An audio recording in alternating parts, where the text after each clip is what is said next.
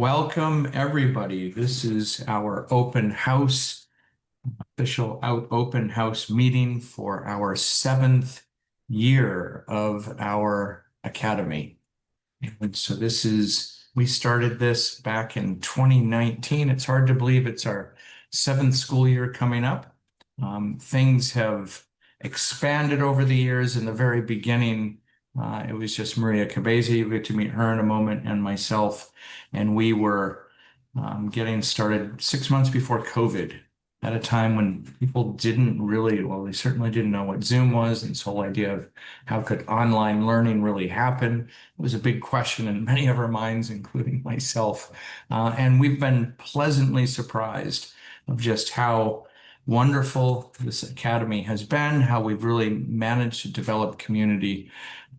Students have become friends via our classes. This has happened quite a bit, and I think we can say that our teachers really enjoy this mode of teaching. And perhaps from the perspective of our families, this enables you to provide the education. Most of our families are homeschooling, and it provides these homeschool families with the opportunity to really do the education that they're really wanting to do. So in many of our families, mix a variety of different means of education for their children, and our academy allows for that possibility. So perhaps you don't have to, well, you can rely on us to provide you with the curriculum and programming and content for math, science, and humanities that make it possible for you to do all of the other things.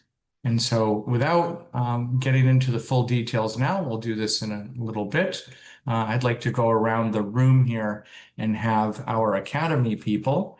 We've got a couple of our administrators that are with us, and several of our teachers. Not all of our teachers, just a few of our teachers here that can give you a picture of what we really provide. I think we'll try to do this more organically, and I'll allow whoever would like to go next to introduce themselves briefly and just say what you do with our academy. I'm Maria Cabeza. I teach math and science. Hey there, I'm Sean Aronson. I teach math tutorials. This year I'll be doing grades 8, 9, 10, and 11. And we also just wrapped up the summer camp. Today was the last day. And very excited to be here again for another year. I can't remember if I started tutoring with Jamie 2017 or 2018. It's been wonderful, and I have 2 kids that are also in the academy, so I am all on board. My name is Celeste Guthrie, and I will be starting my 2nd year with Jamie York Academy, and I teach English language skills classes this year for grade 8, 9, and then also a grade 10 to 12. Hi, I'm Juan Pablo. This will be my 4th year at Jamie's Academy, and I teach Spanish and some main lessons in humanities and science. Yeah, I'm Karen, and I am someone who's been with the Academy since the very beginning. Because I'm a co-founder along with Jamie. He's my husband. I'm his wife. And I feel like I want to say something about two people who had very brief introductions, just to say that both Bilo and Maria were students of Jamie, and they were stellar students. And we are just so blessed that they are now part of the Academy, and we are grateful for their presence. So I'm just going to give them a shout out. I think I'm going to turn it over to Sean here to give a little bit more of a picture of what we call the Math Academy. How does the Math Academy really work? Some of the nuts and bolts. Of course, I should say this, most of the really finer details you can find on the website, jamieyorkacademy.com. But there is a lot of information here, but this will give you just sort of a broad overview picture. Sean, do you want to go ahead? Yeah, thank you, Jamie. So yeah, for the Math Academy, we offer classes from 5th through 12th grade. And with that, looks like, it is a commitment on behalf of the students and parent support. But each week, the students will watch 2 recorded lectures. And so some of this is synchronous, some of it asynchronous. And so, yeah, the 2 recorded lectures, there'll be live tutorial sessions. Those are optional up until 10th grade, 10th, 11th, 12th. It is expected that the students will be in the tutorials, as the tutorials don't just support, but there's also more learning that is introduced during those, and the content, even for parents that may be very comfortable with math, we really do cover some math that would not have been seen in a traditional math education. And so, yeah, the live tutorial sessions that they'll attend once a week, and then there are the twice a week, there are also student collaborative work groups. So they'll work with a group, usually 3 to 5 students, and they meet throughout the entire year, and then parents can request to continue with those same classmates that your student worked with. And that's really an area where students often really bond with each other. And as Jamie said, we have some very nice stories of some deep friendships that have formed through the Academy. And then in addition to all of that, there is plenty of independent work.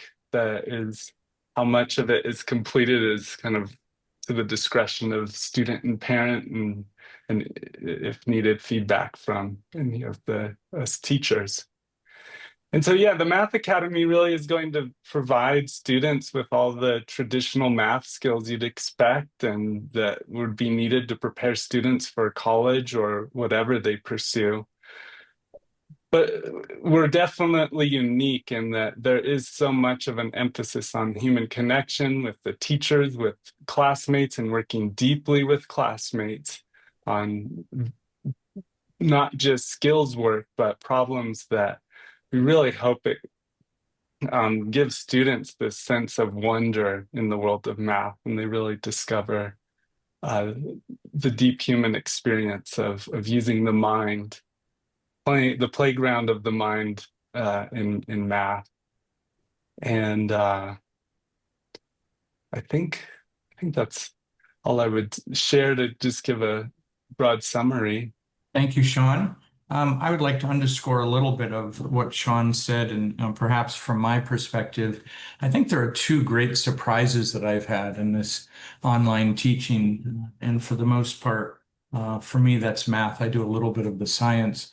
But the 2 things that have really been surprising to me is just how much, again, these students have really connected with each other and the friendships that have formed. I think a lot of that is because we had the insight at the beginning that these students need to have their cameras on. And of course, we're in this meeting where most of the parents here don't have their cameras on, and that's fine as adults, and you're just listening to what we're presenting. But when we're in class with our students, it's so important that they are fully present, and you need to have your cameras on. You need to be actively participating. And we've been very strict about that. We see the value of just having them present visually and auditorially, and that has really helped to develop that culture. The second huge surprise for me is in terms of the teaching of math, and I say this often, that this is the most effective math teaching I've ever done. I never thought I'd say that. Why is it so effective? And I would say in terms of the math teaching, it forced me to realize that I can't talk too much. So that's why the presentation part, when I'm delivering the information and the content, I really limited myself to doing that twice per week. So that's the recorded lecture. And what I think does make us unique is these students are involved in this collaborative work, what we call group work, live twice per week with friends, where they're doing what I call the real math. It's the problem solving, it's the puzzles, it's the discovery exercises. My students do this far more than I was somehow ever able to do when I taught in person. And that's really been, I think, part of the success for the Math Academy. So I wanted to underscore those things and that interactive part of having your camera on, through live meetings and live classes, that is something that is across the board for science, humanities, language arts, Spanish, all of these different courses. So I think right now I'm going to invite Celeste Guthrie to talk about what she does with the language arts. And let me just say, there are two different kinds of classes that we offer in the Waldorf world, what we call main lessons. So those are 4-week intensive blocks. And that's through our science classes from grades 5 all the way up through 12. We have a full science program. Maria will talk about that later. But that's for science. And then we also have some humanities main lessons as well. But we do have these year-long running courses. That's math that runs 32 weeks of the year. We also have Spanish and language arts. So Celeste will talk about the language arts now. Sure. Yeah. Hi again, everybody. So for language arts class, this is for the 8-9 class and then for the high school class, grade 10 to 12. As Jamie mentioned, it runs all year, twice a week for the whole school year. And I somewhat sort of organized it into blocks, meaning we sort of look at a certain aspect of language for anywhere between 4 to 6 weeks. And in those blocks, I also include throughout the whole year journaling. We start every single class with journaling. And at the end of the class, asking the kids to review, for I'd say at least 90% of them, they put that ended up being a highlight for them, even though they may have struggled with it at the start of the year. They appreciated that it centered them, got their whatever they were worried about or thinking about out of the way so they could focus for class. And then I often will bring a theme for the journaling that has to do with the literature that we're studying. So it helps them gather their thoughts and be prepared for class discussions, which is something else that happens pretty much each class. We have time for class discussions, sometimes as the whole group, sometimes in breakout rooms, and I'm cognizant to really try and shift them up so that they get to know each other and practice speaking with each other and switch those groups up. So, and then I also bring grammar, which I usually actually call mechanics of language and vocabulary. So the journaling, the mechanics, and the vocabulary, those sort of go throughout the whole year. I bring a lot of that. And then the units of study would be poetry. They read poetry. They explore poetry. They learn about techniques. And then they also try writing their own. And it was probably most people's most difficult unit last year. And for that reason, maybe often also the most rewarding, which was wonderful. I had a lot of, wow, I didn't dislike poetry as much as I thought I would at the end of the year, especially for the high school class. Then after poetry, we do short stories. After short stories, we study a couple of novels. Those are already up on the website for you to look at. And they do not need to be read before class starts. I've organized it so that they have a break, either a 1-week break or the 2-week Christmas break right before those novels are due, so they have some time.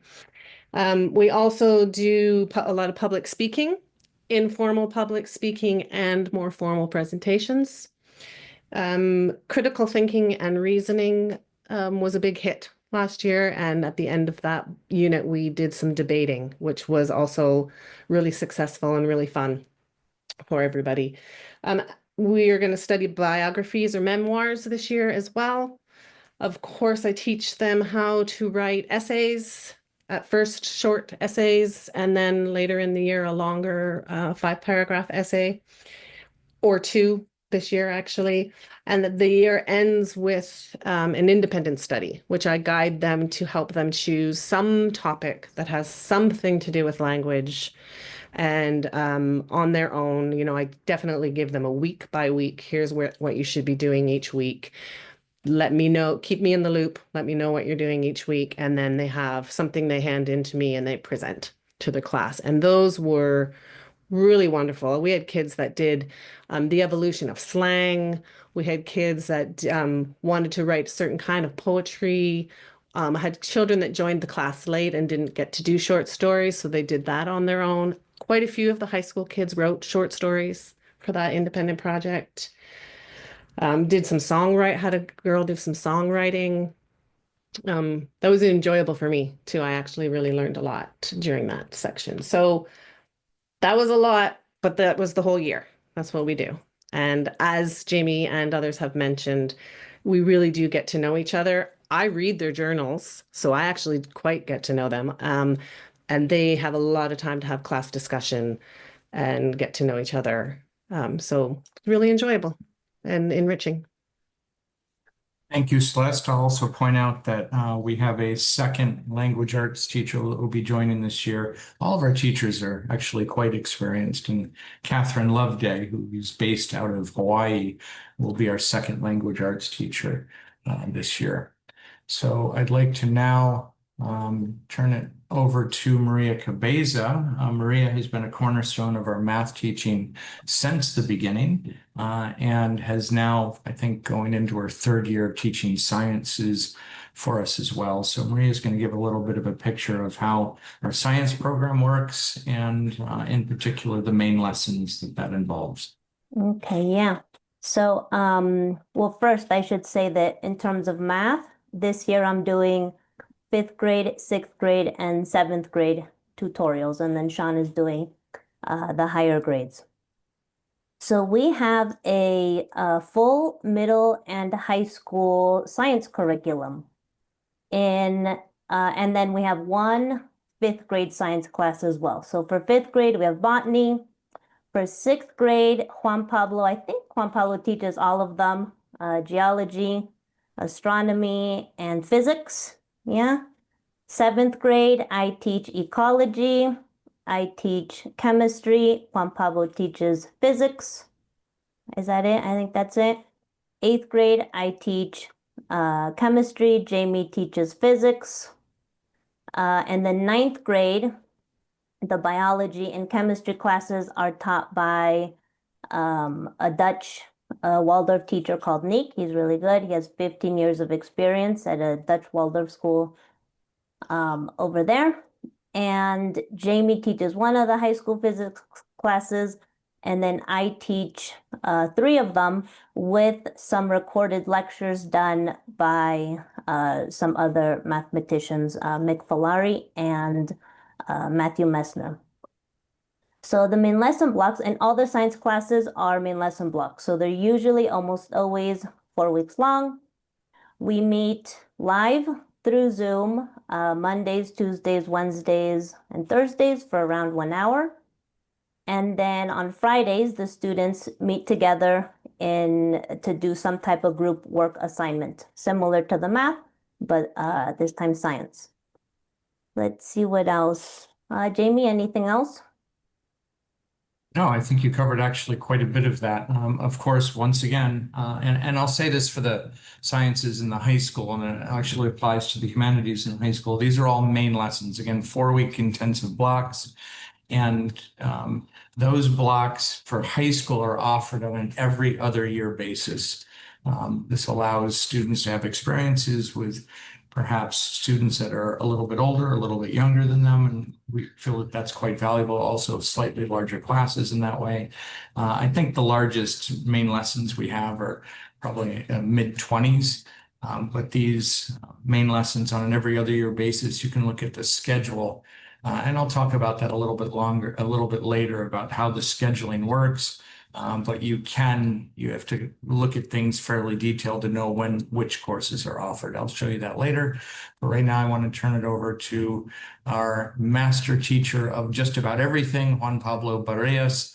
And you can talk a little bit about what you teach, and in particular, the other piece that we haven't talked about really yet, our humanities main lessons. Yeah, well, first of all, I want to say that I'm really happy to see that there's way more humanities main lessons this year, and that has increased with time. And I think, that's a great thing. One of the things with the humanities main lesson, I think it's that, well, with Waldorf education, all the main lessons always try to be related and be kind of like a question or an answer, or a little bit of mix of both of the developmental stage that the students are living through. So, and I think that's great. And it's more explicit, I would say, because every single main lesson is like that, and even science and math and everything. But with the humanities, for example, the Renaissance or the ancient civilizations that we do revolutions and all these things really go deeply into the developmental stage of the students. In 8th grade, they can really feel related to the people of the French and the American Revolution, with their ideals and their kind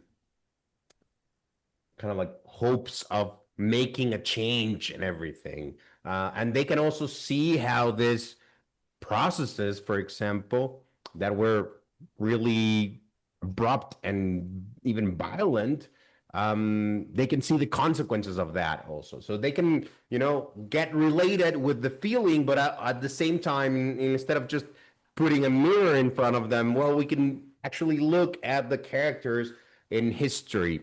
So there are many main lessons in humanities, and some that are, well, I think new this year. So there's civics and the Renaissance, the revolutions, the art of poetry, Parzival, transcendentalists, and the literature main lesson. I think I said them all.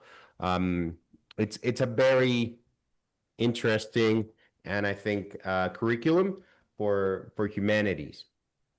The other thing that I teach, and well, just one thing with the humanities main lessons, they also go Monday through Thursday live with the teacher and everyone meeting together, and they also have group work on Friday. I think that's something very important and powerful about the academy, because most of the learning happens when the teacher is not there, I think, and lots of time, like schools and in general, like mainstream education, places a lot of importance in the teaching when the most important thing is the learning. So I think that there's a really explicit intention of having them meet without the teacher on Fridays, so we can allow that learning happens. Yeah, not just the teaching, but especially the learning. So the humanities main lesson have the same structure. And the other thing that I teach is Spanish.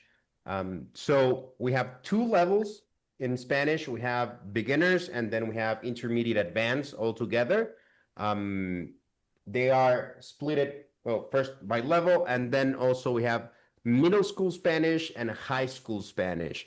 And the way that we do this is through, well, of course, following, kind of like what Waldorf education proposes, but which is songs and poems and different things. But we start with just like listening at the beginning, and sometimes students might feel that this is, too slow, or for starting at the beginners level. But just by getting used to the prosodic part of the language, getting used to how it sounds, it's kind of like getting used to a new food. So we start with that, and that actually harvests a lot of vocabulary and different things later on during the year. And we get to compare the beginning of the year with the end of the year and how they actually progressed so much. We use different strategies. We've done theater plays online, completely in Spanish. We do a lot of games in Spanish. We do a lot of collaborative work. And then but the first part of the beginner's level, it's mainly focused on just getting used to the language and acquiring vocabulary. Then when we go to the intermediate advanced, they start producing things. Yeah, they start writing things, they start acting out things, and using the language. We will do a lot of kind of like skits on different situations, like going to the bank or going through migration in a Latin American country. So they do a lot of real stuff. And it's amazing the progress that the students have done over the years. Last year with the intermediate advanced group, the middle schoolers started writing a fictional diary from a character that was traveling from Canada all the way to Mexico City, for example, and that was so much fun. And with the high schoolers, we actually read a book, a literature book, 400 pages by Isabel Allende called La Ciudad de las Bestias, and they were able to understand really well that novel, and that's even hard for native speakers. So really the process, it's kind of like a staircase to get to what we're aiming, which is fluency. But, we also need to be honest with ourselves. That's not going to happen in 4 months, like some programs think. We meet 3 times a week, and every step of the way, it's a different stage to get to that fluency and to get to that place where they can actually read a literature book in Spanish. So that's a little bit of what we do. Okay, so that gives you a little bit of a picture of the programs that we offer and a little bit of a picture of our teachers.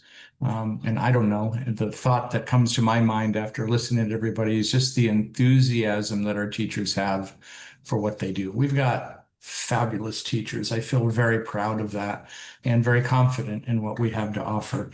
I did promise, and I just want to show this very briefly.